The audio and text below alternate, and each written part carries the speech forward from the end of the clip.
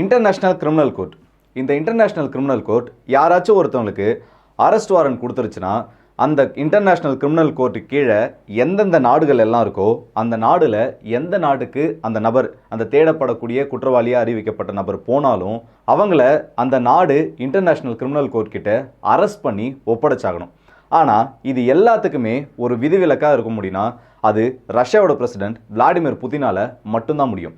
ஏற்கனவே இதோட ரூல்ஸை உடைக்கிற மாதிரி சவுதி அரேபியாவுக்கும் யுஏஇ யுனைடெட் அரப் எமிரேட்ஸ்க்கும் போயிட்டு வந்த அந்த மனுஷன் இப்போ துருக்கிக்கு போயிருக்காரு. நாட்டோ நாட்டுக்குள்ள ரஷ்யாவோட பிரசிடென்ட்டால இந்த அரெஸ்ட் வாரண்ட் எல்லாத்தையுமே மீறி போக முடியுமான்னு சொல்லிட்டு இந்த வீடியோ டீட்டெயிலாக பார்த்துடலாம். ஸோ வாங்க டேரக்டாக வீடியோக்குள்ள போயிடலாம். நானும் உங்கள் ஆர்கே, இது தமிழ் பொக்கிஷம் வழங்கும் டிபி ட்ரெண்டிங்ஸ்.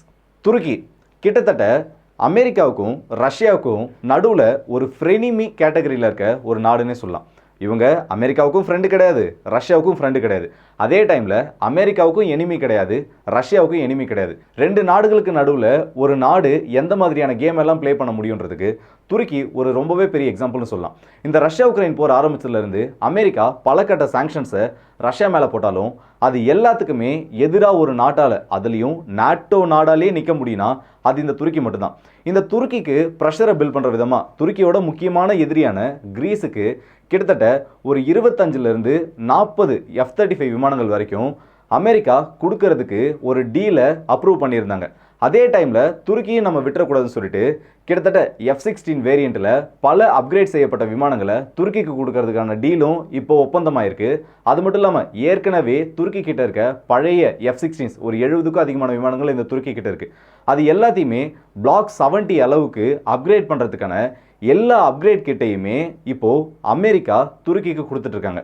இந்த நிலைமையில திரும்ப ரஷ்யாவோட S-400 ஏர் டிஃபென்ஸ் சிஸ்டம்ஸை அமெரிக்கா கிட்ட துருக்கி ஒப்படைச்சிருச்சுன்னா ஒருவேளை திரும்ப F-35 டீலில் இந்த துருக்கியை சேர்த்துக்கலாம்னு சொல்லிட்டு ஒரு பேச்சு எழுந்திருக்கப்போ தான் துருக்கி போட்டு உடைச்சிட்டாங்க ஒரு உண்மையை.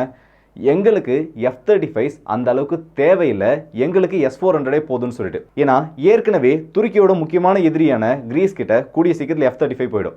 அதே டைமில் இவங்ககிட்ட F-35 இருந்துச்சுன்னா அது ஒரு பவர் இம்பேலன்ஸ் ஏற்படுத்துன்னே சொல்லலாம். ஏன்னா ரெண்டு பக்கமும் F-35 மோதுறப்போ ஒரு அட்வான்டேஜ், ஒரு அப்பர் ஹேண்டுன்றது ரெண்டு நாடுகளில் எதுக்கும் கிடைக்காது.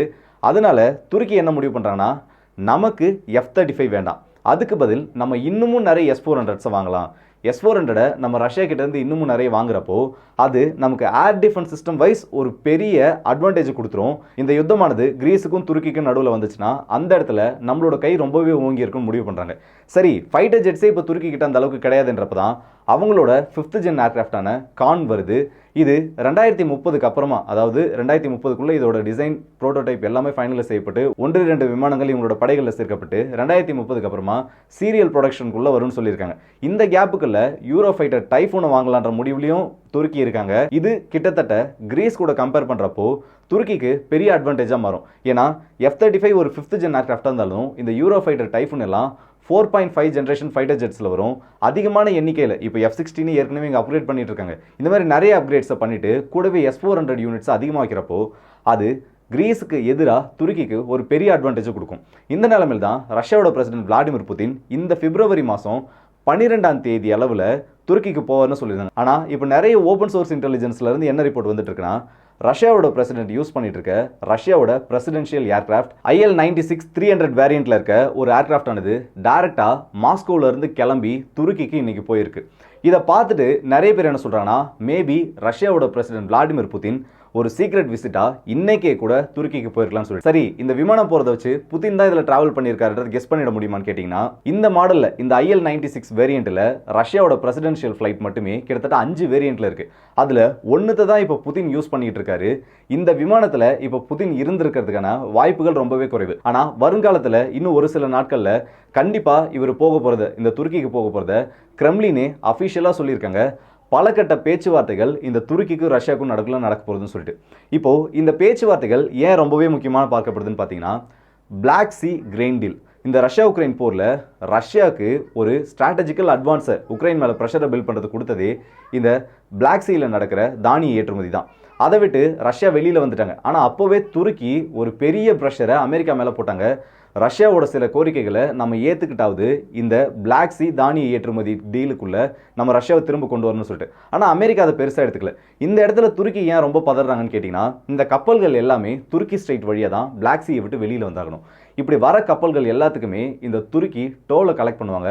அவங்களுக்கு கிட்டத்தட்ட ஒரு பெரிய இன்கம் இது எல்லாமே கொடுக்கும்னு சொல்லலாம். அது மட்டும் இல்லாமல் இந்த பிளாக் சீல் இந்த அளவுக்கு யுத்தமானது நடந்துட்டு இருக்கிறது துருக்கியை மறைமுகமாக ரொம்ப இம்பாக்ட் பண்ணிட்டு இருக்கு.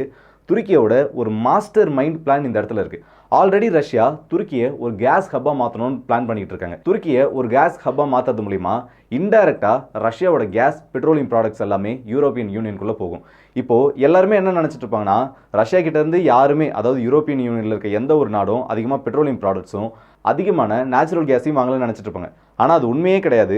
ரஷ்யா கிட்ட இருந்து இன்டைரக்டா, அதாவது பிளாக் மார்க்கெட் வழியாக கூட நிறைய கேஸை இன்னும் யூரோப்பியன் யூனியனில் இருக்க நாடுகள் வாங்கிக்கிட்டு தான் இருக்காங்க. இப்போது அதை இன்டைரக்டாக செய்கிறதே, அதாவது மறைமுகமாக செஞ்சுட்டு இருக்கிறத இப்போ துருக்கியை வச்சு அஃபிஷியலாக செய்யலான்றதுக்கான பிளான் தான் இது. ஏன்னா ரஷ்யா கிட்ட இருந்து கேஸை டைரெக்டாக துருக்கி வாங்கிட்டாங்கன்னா, துருக்கிக்கு வந்ததுக்கப்புறம் அது துருக்கியோட கேஸாக மாறிடும். ரஷ்யா கிட்ட இருந்து கம்மியான விலையில் வாங்கி அதை துருக்கி ஸ்டோர் பண்ணி அங்கேருந்து பல பைப்லைன்ஸ் மூலியமாகவும் பல கப்பல்கள் மூலியமாகவும் பல மேலை நாடுகளுக்கு ஏற்றுமதி பண்ணுவாங்க. அப்படி ஏற்றுமதி பண்ணுறப்போ அதில் ஒரு குறிப்பிட்ட பெர்சன்டேஜ்க்கு மேலே டாக்ஸையும் அதோட ரேட்டையும் ஏற்றி வச்சு துருக்கியோட கேஸாக அது வெளியில் போகும். மேற்குலக நாடுகளும் நாங்கள் டைரெக்டாக ரஷ்யாவோட கேஸை வாங்கலன்னு சொல்லிட்டு எப்பயும் போல் அவங்களோட பொய்யான செய்திகளை வெளியில் சொல்லிக்கிட்டே இருப்பாங்க. இது மட்டும்தான் இந்த பேச்சுவார்த்தையில் முக்கியமாக நடக்குமான்னு கேட்டிங்கன்னா, ஏற்கனவே சிரியா லிபியான்னு சொல்லிட்டு இந்த ரஷ்யாவும் துருக்கியும் பல இடத்துல மோதிக்கிட்டு இருக்காங்க. அதை பற்றின பேச்சுவார்த்தைகளும் இதில் நடக்கலாம்னு சொல்லியிருக்காங்க. இப்போது நேட்டோ நாடுகளுக்குள்ள ஒற்றுமை இல்லைன்றது இது டைரக்டாகவே காட்டுதுன்னு சொல்லலாம். ஏன்னா ஏற்கனவே நேட்டோ நாடு கூட்டமைப்பில் இந்த துருக்கி மட்டும் தனியாக தெரியும். மற்ற நாடுகள் ரஷ்யாவுக்கு ஆதரவாக ஏதாவது செஞ்சாலே கொந்தளிக்கிற அமெரிக்காவால் இந்த துருக்கியை மட்டும் இன்னைய வரைக்கும் பெருசாக எதுவும் பண்ணிட முடியல. இப்போது இந்த இன்டர்நேஷனல் கிரிமினல் கோர்ட்டோட இந்த ஒரு ரூலையும் துருக்கி பிரேக் பண்ணிட்டாங்கன்னா கிளியராக இந்த இடத்துல ரஷ்யா வின் பண்ணிட்டு இருக்கிறது எல்லாருக்குமே புரிஞ்சிடும். உன்னோட அமைப்பில் இருக்க ஒரு நாட்டுக்குள்ளேயே என்னால் ஈஸியாக போயிட்டு வர முடியுன்றதை ரஷ்யாவோட பிரசிடென்ட் விளாடிமிர் புதின் கூடிய சீக்கிரத்தில் பண்ணி காட்டிடுவார். இது எல்லாமே இப்படி போயிட்டு இருக்க அமெரிக்காவோட ரொம்பவே பிரபலமான, அது மட்டும் இல்லாமல் முக்கியமான ஜேர்னலிஸ்டான டக்கர் கார்ல்சன் நேற்று மாஸ்கோவுக்கு போயிட்டு ரஷ்யாவோட பிரசிடென்ட் விளாடிமிர் புதின் கூட 1 மணி நேரம் பேச்சுவார்த்தை நடந்திருந்தா நிறைய ரிப்போர்ட்ஸ் இப்போ வெளியில் வந்துட்டு இருக்கு. இவர் இந்த டைமில் ரஷ்யாவுக்கு போயிருக்கிறது, அதுவும் புதினை பார்த்துருக்கிறது ரொம்பவே பரபரப்பாக பேசப்பட்டிருக்கிறது. ஏன்னா இவர் ஒரு ப்ரோ ரிப்பப்ளிக்கன், அதாவது பைடன் அட்மினிஸ்ட்ரேஷனுக்கு டெமோக்ராட்டியன்ஸ்க்கு அகேன்ஸ்டாக ட்ரம்ப்புக்கு ஆதரவாக செயல்படக்கூடிய ஆள். ஏற்கனவே ட்ரம்ப் வந்துட்டார்னா உக்ரைனுக்கு போகக்கூடிய உதவிகள் மொத்தமாக நிறுத்தப்படும் தெரியும். ட்ரம்ப்புமே புதினுக்கு ஆதரவு அளிக்கிற விதமாக சில செயல்களை செஞ்சாலும் அதில் ஆச்சரியப்படுறதுக்கு ஒன்றும் இல்லை. இந்த டைமில் இவர் புதின் கூட போயிட்டு ஒரு பேட்டி எடுத்து அது மட்டும் வெளியாச்சுன்னா அதை விட அமெரிக்காவுக்கு சிறப்பான சம்பவத்தை யாராலையுமே செய்ய முடியாது. ஸோ இந்த வீடியோவில் நம்ம பார்க்க அந்த அப்டேட் சொல்லுதான். இந்த வீடியோ பற்றி உங்களோட கருத்துக்களை கமெண்ட் செக்ஷனில் சொல்லுங்கள். அதுலேயும் குறிப்பாக சொன்னால் நேட்டோ நாடுக்குள்ளேயே ரஷ்யாவோட பிரசிடென்ட் விளாடிமிர் புதினால் போக முடியுன்றதை நீங்கள் எப்படி பார்க்குறீங்க? அமெரிக்காவோட ஒரு முக்கியமான ஜேர்னலிஸ்ட், அதுவும் ட்ரம்ப்புக்கு ஆதரவாக இருக்கிற ஒரு நபர் ரஷ்யாவோட பிரசிடென்ட் விளாடிமிர் புதினை இன்டர்வியூ எடுத்துருக்கிறத நீங்கள் எப்படி பார்க்குறீங்கிறதையும் கமெண்ட் செக்ஷனில் சொல்லுங்கள். நல்லதே பகிர்ந்து நல்ல சமுதாயத்தை உருவாக்கும். ஸோ அடுத்த வீடியோவில் சந்திப்போம். அதுவரை உங்களிடம் உங்கள் ஆர்கே.